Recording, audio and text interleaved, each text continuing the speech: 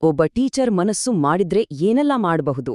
ಕೆಲವೊಮ್ಮೆ ಒಂದು ಇಡೀ ಜನರೇಷನ್ನ ಭವಿಷ್ಯವನ್ನೇ ಬದಲಿಸೋ ಶಕ್ತಿ ಅವ್ರಿಗಿರುತ್ತೆ. ಇವತ್ತು ನಾವು ಮಾತಾಡೋಕ್ ಹೊರಟಿರೋದು ಅಂಥದ್ದೇ ಒಬ್ಬ ಅಸಾಮಾನ್ಯ ವ್ಯಕ್ತಿಯ ಬಗ್ಗೆ. ಅವರೇ ಶ್ರೀ R.D. ರವೀಂದ್ರ. ಬನ್ನಿ ಅವರ ಸ್ಫೂರ್ತಿದಾಯಕ ಕಥೆಯನ್ನೊಮ್ಮೆ ನೋಡೋಣ. ಹೌದು, ಈ ಕಥೆಯನ್ನ ಶುರು ಮಾಡೋದೇ ಈ ಒಂದು ಸರಳ ಪ್ರಶ್ನೆಯಿಂದ. ಒಬ್ರೇ ಒಬ್ಬ ಶಿಕ್ಷಕ ನಿಜವಾಗ್ಲೂ ಏನೆಲ್ಲ ಸಾಧನೆ ಮಾಡಬಹುದು? ಈ ಪ್ರಶ್ನೆಗೆ R.D. ರವೀಂದ್ರ ಅವರ ಜೀವನ ಇದೆಯಲ್ಲ, ಅದು ಬರೀ ಒಂದು ಉತ್ತರ ಅಲ್ಲ, ಅದೊಂದು ಜೀವಂತ ಸಾಕ್ಷಿ ಅಂತನೇ ಹೇಳಬಹುದು. ಯಾವುದೇ ಒಂದು ದೊಡ್ಡ ಕಥೆಗೆ ಒಂದು ಆರಂಭ ಇರಲೇಬೇಕಲ್ವಾ? ರವೀಂದ್ರ ಅವರ ಕಥೆ ಶುರುವಾಗಿದ್ದು ಒಂದು ಸಣ್ಣ ಹಳ್ಳಿಯಲ್ಲಿ. ಆದ್ರೆ ಅಲ್ಲಿಂದ ಶುರುವಾದ ಅವರ ಪಯಣ ಶಿಕ್ಷಣ ಕ್ಷೇತ್ರದಲ್ಲಿ ಒಂದು ಅಸಾಧಾರಣ ಹಾದಿಯನ್ನೇ ಸೃಷ್ಟಿ ಮಾಡಿತು. ಹಾಗಾದ್ರೆ ಮೊದಲು ಅವರ ಆ ಆರಂಭದ ದಿನಗಳು, ಅವರ ಬುನಾದಿ ಹೇಗಿತ್ತು ಅಂತ ನೋಡೋಣ ಬನ್ನಿ. ನೋಡಿ, ಯಾವುದೇ ದೊಡ್ಡ ಪವರ್ ಸೆಂಟರ್ಗಳಿಂದ ತುಂಬಾನೇ ದೂರ, ಸೌಲಭ್ಯಗಳು ಅಷ್ಟಕ್ಕಷ್ಟೇ ಅನ್ನೋ ಒಂದು ಚಿಕ್ಕ ಹಳ್ಳಿ. ಅಲ್ಲಿ ಶುರುವಾಯಿತು ಅವರ ಪಯಣ. ಬಹುಶಃ ಈ ಹಿನ್ನೆಲೆಯೇ ಅವರ ಮುಂದಿನ ಸಾಧನೆಗಳಿಗೆ ಇನ್ನಷ್ಟು ತೂಕ, ಇನ್ನಷ್ಟು ಬೆಲೆ ತಂದುಕೊಟ್ಟಿದ್ದು. ಬಂದ ಅಡೆತಡೆಗಳನ್ನೇ ಮೆಟ್ಟಿಲು ಮಾಡಿಕೊಂಡು ಬೆಳೆದ ಕಥೆ ಇದು. ಅವರಿಗೆ ಓದ್ಬೇಕು, ಕಲಿಬೇಕು ಅನ್ನೋ ಹಸಿವು ಎಷ್ಟಿತ್ತು ಅಂದ್ರೆ, ಆ ಕಾಲದಲ್ಲಿ ಸೌಲಭ್ಯಗಳ ಕೊರತೆ ಇದ್ರೂ ಕೂಡ ಡಿಸ್ಟೆನ್ಸ್ ಎಜುಕೇಷನ್ ಮೂಲಕವೇ ಕನ್ನಡ ಮತ್ತು ಇತಿಹಾಸದಲ್ಲಿ 2 ಮಾಸ್ಟರ್ಸ್ ಡಿಗ್ರಿಗಳನ್ನು ಮುಗಿಸಿದ್ರು. ಇದು ಅವರ ಕಮಿಟ್ಮೆಂಟ್ಗೆ ಒಂದು ಸಣ್ಣ ಉದಾಹರಣೆ ಅಷ್ಟೇ ಅಲ್ಲ, B.Edನಲ್ಲಿ 2nd ರ್ಯಾಂಕ್ ಪಡೆದಿದ್ದು ಅವರಲ್ಲಿನ ಪ್ರತಿಭೆಗೆ ಹಿಡಿದ ಕೈಗನ್ನಡಿಯಾಗಿತ್ತು. ಸರಿ, ಇಷ್ಟು ಗಟ್ಟಿಯಾದ ಒಂದು ಎಜುಕೇಷನಲ್ ಫೌಂಡೇಶನ್ ಇಟ್ಕೊಂಡು ಅವರು ಪಬ್ಲಿಕ್ ಸರ್ವಿಸ್ನಲ್ಲಿ ಒಂದು ದೊಡ್ಡ ಗೌರವಯುತವಾದ ಕೆರಿಯರ್ ಕಟ್ಕೊಳ್ಳೋಕೆ ಹೇಗೆ ಸಾಧ್ಯವಾಯಿತು ಅದನ್ನೀಗ ನೋಡೋಣ. ಅವರ ಕೆರಿಯರ್ ಗ್ರಾಫ್ ನೋಡಿದ್ರೆ ಅದೊಂದು ನಿರಂತರವಾಗಿ ಮೇಲಕ್ಕೇರಿದ ಕಥೆ. ಚಿತ್ರದುರ್ಗದಲ್ಲಿ ಒಬ್ಬ ಅಸಿಸ್ಟೆಂಟ್ ಟೀಚರ್ ಆಗಿ ಕೆರಿಯರ್ ಶುರು ಮಾಡಿದ್ರು. ಆಮೇಲೆ ಕೊಪ್ಪ ತಾಲೂಕಿಗೆ ಬಂದು ತಮ್ಮ ಜವಾಬ್ದಾರಿಯನ್ನ ಇನ್ನಷ್ಟು ದೊಡ್ಡದು ಮಾಡ್ಕೊಂಡ್ರು. ಅವರಿಟ್ಟ ಪ್ರತಿಯೊಂದು ಹೆಜ್ಜೆಯಲ್ಲೂ ಆ ಕಮಿಟ್ಮೆಂಟ್ ಮತ್ತೆ ಲೀಡರ್ಶಿಪ್ ಕ್ವಾಲಿಟಿ ಎದ್ದು ಕಾಣ್ತಿತ್ತು. ಆದ್ರೆ ಅವರ ಪ್ರಭಾವ ಕೇವಲ ಒಂದು ಕ್ಲಾಸ್ ರೂಮ್ಗೆ ಅಥವಾ ಒಂದು ಶಾಲೆಗೆ ಮಾತ್ರ ಸೀಮಿತವಾಗಿಲ್ಲ. ಅದು ಇಡೀ ಕರ್ನಾಟಕದಾದ್ಯಂತ ಹರಡಿತು. ಅಕ್ಷರಶಃ ಲಕ್ಷಾಂತರ ವಿದ್ಯಾರ್ಥಿಗಳ ಮನಸ್ಸಿನ ತಲುಪಿತು ಅಂತ ಹೇಳಬಹುದು. 130ಕ್ಕೂ ಹೆಚ್ಚು. ಇದು ಬರೀ ಒಂದು ನಂಬರಲ್ಲ.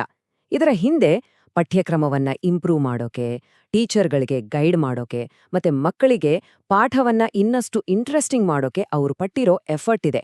ನಿಜ ಹೇಳಬೇಕಂದ್ರೆ ಅವರ ಈ ಬರಹಗಳು ನಮ್ಮ ರಾಜ್ಯದ ಶಿಕ್ಷಣದ ಕ್ವಾಲಿಟಿಯನ್ನೇ ಒಂದು ಹಂತ ಮೇಲೆ ಕೊಂಡೊಯ್ದುವು. ಒಮ್ಮೆ ಯೋಚನೆ ಮಾಡಿ ಅವರ ಕೆಲಸದ ರೀಚ್ ಎಷ್ಟಿದೆ ಅಂತ. ಅವರು ರೂಪಿಸಿದ ಟೆಕ್ಸ್ಟ್ ಬುಕ್ಗಳು ಇವತ್ತು ರಾಜ್ಯದ 30 ಲಕ್ಷಕ್ಕೂ ಹೆಚ್ಚು ಮಕ್ಕಳ ಕೈಯಲ್ಲಿದೆ. ಅವರ ಭವಿಷ್ಯವನ್ನ ರೂಪಿಸೋಕೆ ಸಹಾಯ ಮಾಡ್ತಿದೆ. ಇದಕ್ಕಿಂತ ದೊಡ್ಡ ಇಂಪ್ಯಾಕ್ಟ್ ಇನ್ನೇನ್ ಬೇಕು ಅಲ್ವಾ? ಅವರ ಕೆಲಸದ ವ್ಯಾಪ್ತಿ ಎಷ್ಟೊಂದು ವಿಶಾಲವಾಗಿತ್ತು ಅಂದ್ರ ನೋಡಿ. ಒಂದು ಕಡೆ ಚಿಕ್ಕ ಮಕ್ಕಳಿಗೆ ಅಂದ್ರೆ 1ರಿಂದ 3ನೇ ಕ್ಲಾಸು, LKG, UKG ಮಕ್ಕಳಿಗೆ ಪಠ್ಯಪುಸ್ತಕ ರೆಡಿ ಮಾಡ್ತಿದ್ರು.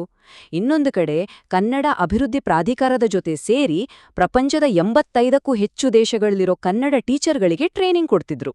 ಅಂದ್ರೆ ನಮ್ಮ ಶಿಕ್ಷಣದ ಗುಣಮಟ್ಟವನ್ನ ಇಂಟರ್ನ್ಯಾಷನಲ್ ಲೆವೆಲ್ಗೆ ತಗೊಂಡು ಹೋದ್ರು.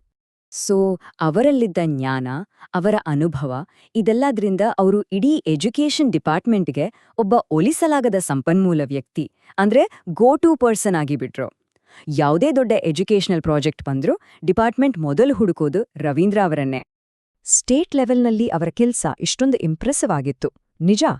ಆದ್ರೆ ಅವರ ನಿಜವಾದ ಶಕ್ತಿ, ಅವರ ಹೃದಯ ಇದ್ದಿದ್ದು ಅವರ ಶಾಲೆಯಲ್ಲಿ. ಅಲ್ಲಿ ಅದೇ ಉತ್ಸಾಹವನ್ನ ಅದ್ಭುತ ರಿಸಲ್ಟ್ಸ್ ಆಗಿ ಕನ್ವರ್ಟ್ ಮಾಡಿ ತೋರಿಸಿದ್ರು. ಲೋಕನಾಥಪುರದ ಗವರ್ಮೆಂಟ್ ಹೈಸ್ಕೂಲ್ನಲ್ಲಿ ಅವರ ಸಾಧನೆ ಇದೆಯಲ್ಲ, ಅದೊಂದು ಮಿರಾಕಲ್ ಅಂದ್ರೂ ತಪ್ಪಾಗಲ್ಲ. ಸತತವಾಗಿ ಕಂಟಿನ್ಯೂಸ್ ಆಗಿ 6 ವರ್ಷಗಳಿಂದ 100% ರಿಸಲ್ಟ್ಸ್. ಒಂದು ಸರ್ಕಾರಿ ಶಾಲೆಯಲ್ಲಿ ಇದು ಮಾಮೂಲಿ ಮಾತಲ್ಲ, ಒಂದು ಎಕ್ಸ್ಟ್ರಾರ್ಡಿನರಿ ಅಚೀವ್ಮೆಂಟ್. ಇದು ಅವರ ಟೀಚಿಂಗ್ ಸ್ಟೈಲ್ಗೆ, ಮಕ್ಕಳ ಮೇಲೆ ಅವರಿಟ್ಟಿರೋ ಕಾಳಜಿಗೆ ಬೆಸ್ಟ್ ಎಕ್ಸಾಂಪಲ್. ಅವರ ಎಫರ್ಟ್ಸ್ ಬರೀ ಕ್ಲಾಸ್ ರೂಮ್ಗೆ ಸೀಮಿತ ಆಗಿರಲಿಲ್ಲ. ತಮ್ಮ ಶಾಲೆ ಚೆನ್ನಾಗಿರಬೇಕು ಅಂತ ಹಗಲು ರಾತ್ರಿ ಅನ್ನದೇ ಓಡಾಡಿ 1,80,00,000 ರೂಪಾಯಿಗಿಂತ ಹೆಚ್ಚು ಫಂಡ್ಸ್ ತಂದ್ರು.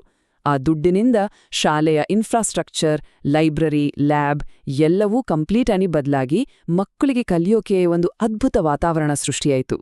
ಇದು ಕೇಳಿದ್ರೆ ನಿಜಕ್ಕೂ ಮನಸ್ಸು ತುಂಬಿ ಬರುತ್ತೆ. ಅವರ ಕಮಿಟ್ಮೆಂಟ್ಗೆ ಇದೊಂದು ಜೀವಂತ ಉದಾಹರಣೆ. ಈ ವರ್ಷ ತಮ್ಮ ಶಾಲೆಯ 4 ಟಾಪರ್ಸ್ ಅಂದ್ರೆ ಪ್ರತಿಭಾವಂತ ವಿದ್ಯಾರ್ಥಿಗಳ ಸಂಪೂರ್ಣ PUC ಎಜುಕೇಷನ್ ಜವಾಬ್ದಾರಿಯನ್ನ ಅವರೇ ತಗೊಂಡಿದ್ದಾರೆ. ಅವರ ಕಾಲೇಜ್ ಫೀಸ್, ಬುಕ್ಸ್, ಯೂನಿಫಾರ್ಮ್ ಎಲ್ಲವನ್ನೂ ತಮ್ಮ ಸ್ವಂತ ದುಡ್ಡಿಂದ ಕೊಟ್ಟು ಆ ಬಡ ಮಕ್ಕಳ ಕನಸುಗಳಿಗೆ ನೀರೆರೆಯುತ್ತಿದ್ದಾರೆ.